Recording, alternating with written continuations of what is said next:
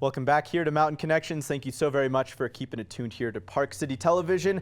I'm very excited for our next segment. It's Tech Tips with Nexus ITC, joined by my great friends Earl Foote, the CEO, and Mr. Travis Gunn, the VP of Business Relations. How are you two gentlemen doing today? Fantastic. Excellent, Diego. as Thank always. you for having us on. Absolutely. Always a pleasure to have you guys on and enjoy our conversations. And typically we talk about ways that we can prevent malware attacks, ransomware attacks, things like that. But today we're going to talk about the unfortunate circumstance of if it actually happens to you. Because unfortunately you can prepare, but it can still happen. Recently in the news, Baltimore City underwent a large ransomware attack, and they had to spend upwards of $18 million just to get their infrastructure back up and running.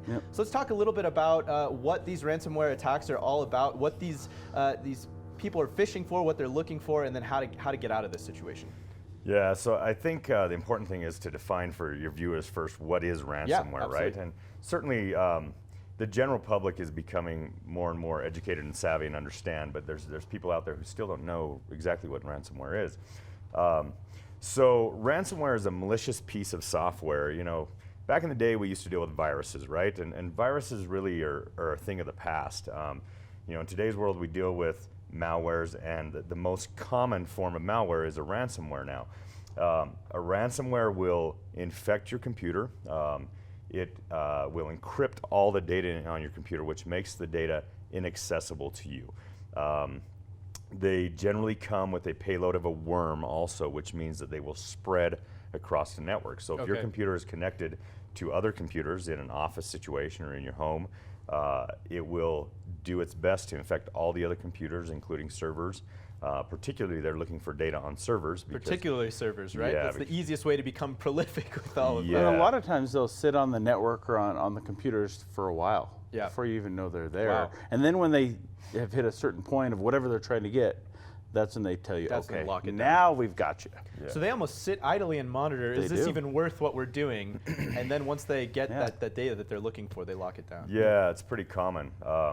So once the data is encrypted, then you'll get a pop-up screen, or it takes over your entire desktop, and you have this screen that basically says, we've encrypted your data. If you want it back, you're going to pay a ransom, and it gives you instructions, right? It's all done anonymously, so it's all done through Bitcoin because it's untraceable. And so you have to, if you opt to pay the ransom, which is generally not the recommendation that we would give, right? You have to go through this process to buy Bitcoin, and for people who don't have ongoing Bitcoin transactions, to get the amount of Bitcoin that you need to pay a ransom can take a long time. It can take weeks to get cleared and to buy a bit at a time. And because the cryptocurrency Bitcoin is such a volatile currency, like you're going to be paying, you have no idea how much. I mean, today it could be they could be asking you for a couple thousand, but because Bitcoin is so volatile, you could be trying to get it, and you could end up spending $10,000, whatever. Right. Well, and to that point, when major ransomware infections hit nationwide or globally, typically the cost of Bitcoin will surge. And so, I mean, the day it happens to you, Bitcoin might be worth $5,000 a Bitcoin, and they're asking you for half Bitcoin, right? And a week later, when you're trying to scramble and get together all this Bitcoin, it might be worth $12,000 a Bitcoin, right? And so the price skyrockets. Go ahead. So I apologize, but I'm just curious, how does this originate in the first place? How does this malware get onto the computer in the first place? Is it something that you as a user have to kind of allow? But I mean, obviously it's so sophisticated that you're not going to be able to tell. It's not 2005. You're not getting emails from the Prince of Nigeria asking for $50,000 and you're going to receive $1 million back, right? So it used to be back in the olden days of 6 months ago, right? Or so it used to be that somebody would actually physically be sending something out, right? And you would be clicking on email or something. Now it can be flyby. It can be you just went to a website, a reputable website, and picked something up. It could be that you clicked on a link in an email that seemed legit, but it's not. Nowadays, it's not somebody targeting you. It's these softwares that are built, and they're out there just looking for holes to penetrate. They're not out looking for any specific company necessarily, but as soon as they find something, that's they're when looking they go for into opportunities. That's the best opportunities. And it's a software. It's not a person now. So a software can do a lot more than the three of us as far as identifying specific holes. Right? Yep. In mass, as you said.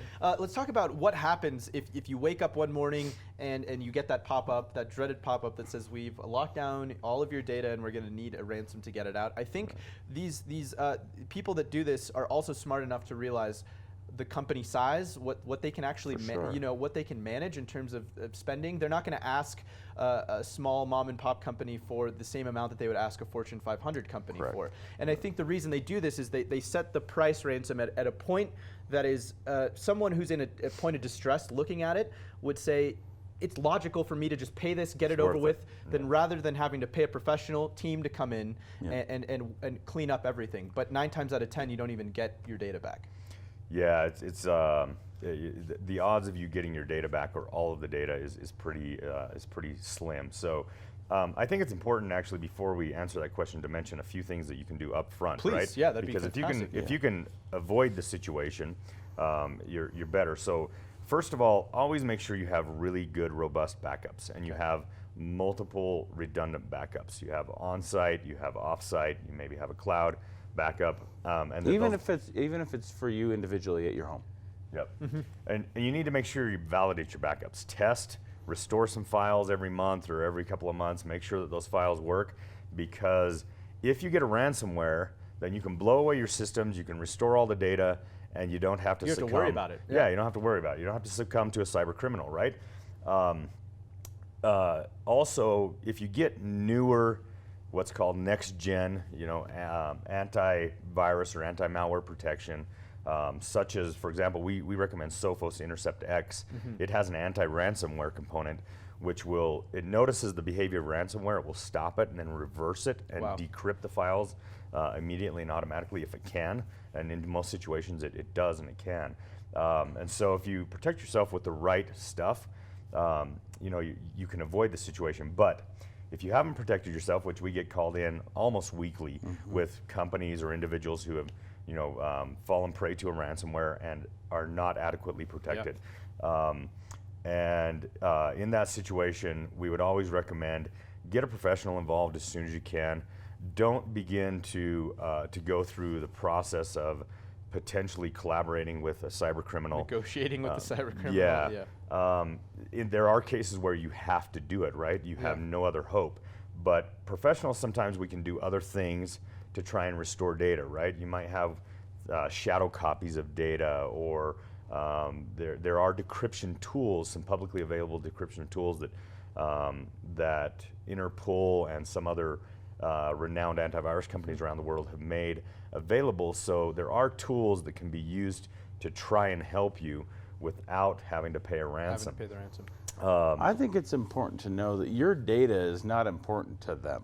Yeah. It's the value that you value your data. that you as an individual or as a company values that data. Some companies, we've seen it. I'm not paying the ransom. I'm just going to let the data go, right? I'd love to have it, right? It's going to slow business down. I'm going to lose productivity, but really the goal here is just to put yourself in a position where you're not at a risk of that, right? Absolutely. You never want to put yourself and be vulnerable to something like that. Chances are, if you end up paying a ransom, you may get your data back. You may get half of it back. It may be in a format that's going to take you, 6 months to put back into order. Who knows? Who knows? Plus, the other side of it as well is going with a professional. You get the professional insight into some things that you would probably not even realize that you need to do if you succumb to one of these attacks. If you're a company that has personal data, you need to immediately contact authorities. The FBI and their agency. I forget the name. There's the CISA, the Cyber and Infrastructure Security Agency. That's a division of the FBI. So when these types of things happen, if you just Google CISA, you're supposed to go to the website and report it, right? But a professional also, because of today's government data security regulations, a professional needs to assess if there was exfiltration of data. If they actually did steal data and not just encrypt it and leave it on your machines, right? Then you have an absolute obligation to disclose that to all of the potential people who were affected by that. So that might be clients, it might be partners, it might be vendors, it might be HR data for your internal team and staff, right? And that's a whole other thing that you don't want to deal with there. So let's talk a little bit about how people can get more information about Nexus ITC, get a hold of you two, and ask questions if they need to. Sure.